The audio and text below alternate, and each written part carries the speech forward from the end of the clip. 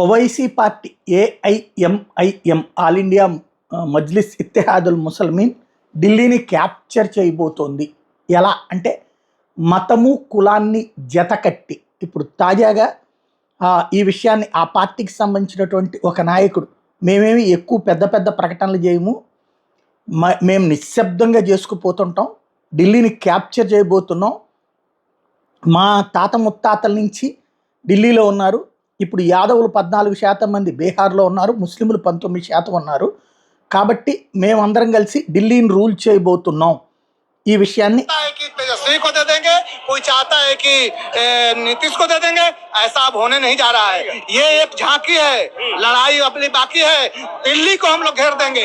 मुसलमान की औकात देख लीजिए। हम लोग बोलते नहीं है लेकिन काम करते हैं। सदियों से आपको वोट दिए ना, आज 20 बरस से हमारे बुजुर्ग दादा परदादा वोट दे रहा है। इनको किसको? तेजस्वी जी को, लालू जी को, लालू जी को दे रहे हैं ना। आप 14% है, जनगणना करा लिए है ना, आप ही ने कराए हैं।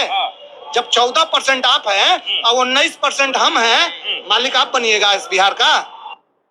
ఫస్ట్ బీహార్ని, ఆ తర్వాత ఢిల్లీని క్యాప్చర్ చేస్తాం అంటే హిందువులలోని కులాలు, ఇప్పుడు ముస్లింలలో వర్గాలు ఉంటాయి, షియా సున్నీ ఇట్లాంటి, అట్లా కాదు, ముస్లింలు టోటల్గా యునైటెడ్గా ఉంటారు. హిందువుల్లో యాదవులే ఉన్న ముస్లింలా కాదు కదా, వీళ్ళు వాళ్ళు జట్టు కట్టే చేస్తారు. అదే ఫార్ములాని రేపు ఢిల్లీలో కూడా చేస్తాం. ఇది చెప్పుకొస్తున్నమాట.